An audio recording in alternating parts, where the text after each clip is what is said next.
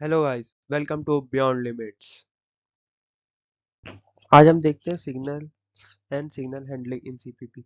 ठीक है, तो अब सिग्नल्स क्या, सिग्नल्स का मतलब है कोई भी एक नोटिफिकेशन जो कि आपके प्रोसेस ऑफ एग्जीक्यूशन में इंटरप्ट कर रही है या कि आपको ऑफर कर रही है कि आपके हार्डवेयर टर्मिनल्स या किसी में भी कोई फेलियर तो नहीं आ रहा। इनको हम सिग्नल्स कहते हैं। सिग्नल हैंडलिंग का मतलब ये है कि सिग्नल हैंडलिंग का एक ऐसा स्पेसिफिक कोड लिखते हैं हम इसको कि अगर मान लो ऐसा कोई एरर आता है हार्डवेयर सिस्टम में, तो आप इसको इस तरह से सही कर सकते हो। तो ये होता है बेटर फॉर्म में। आप देख भी सकते हो जैसे कि हमने यहाँ पे प्रयोग किया हुआ है क्लीन अप ऑपरेशंस का। ठीक है गाइस, तो ये देखो ये लिखा भी हुआ है। ठीक है, तो उसके आगे अपन आगे वाली स्लाइड्स पे देखते हैं कि आपका आगे क्या है। तो आगे हम देख सकते हैं handling signals with signal and signification. इसका मतलब ये होता है सिग्नल का क्या होता है, एक सिंपल फंक्शन होता है जिसमें हम क्या करते हैं, सिग्नल्स को हैंडल कर रहे होते हैं, जो कि एक basic type of handling capability होती है। और सिएशन फंक्शन जो होता है वो मोस्ट एडवांस फंक्शन होता है सिग्नल हैंडलिंग का, जो बहुत सारे बहुत ही ज़्यादा precise control system C over the signal behaviour को स्पेसिफाइड कर रहा होता है आपको, ताकि अच्छे से अच्छे सिग्नल लिख सके। जैसे कोड पार्ट्स आएगा, हम उसको भी देखेंगे बाद में।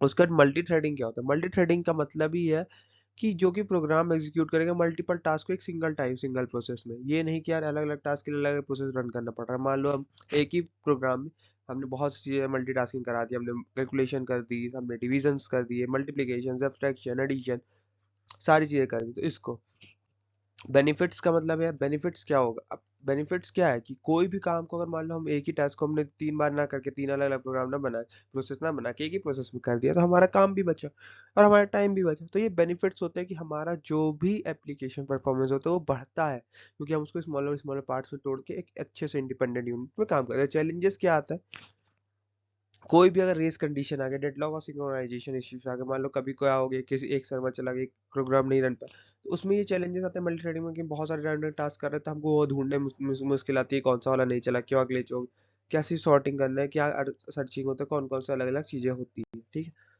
उसके बाद हम क्रिएटिंग एंड मैनेजिंग थ्रेड्स का मतलब होता है, क्रिएटिंग थ्रेड्स का मतलब है हमने एक थ्रेड सेक्शन बनाते हैं जिसमें हमको न्यू थ्रेड जो भी हमारे एप्लीकेशन में हो सकता है हम उसको डालते हैं। ज्वाइनिंग का क्या मतलब होता है, उसको फिनिश ऑफ एग्जीक्यूशन बताते हैं जाकि ताकि इसको कंटिन्यू कर सके आगे। और डिटैचिंग थ्रेड्स का मतलब ये होता है कि आपने फिर इसको इंडिपेंडेंटली रन कराने लगे, अगर आपका वेट लिस्ट में है तो फिनिश होगा, नहीं तो नहीं। जैसी भी चीज़ें होती है स्टेप बाय स्टेप हम प्रोसीजर्स कराते हैं। उसके बाद तो इसी के साथ हम इसका एंड करते हैं अपने सीपीपी लेक्चर्स का।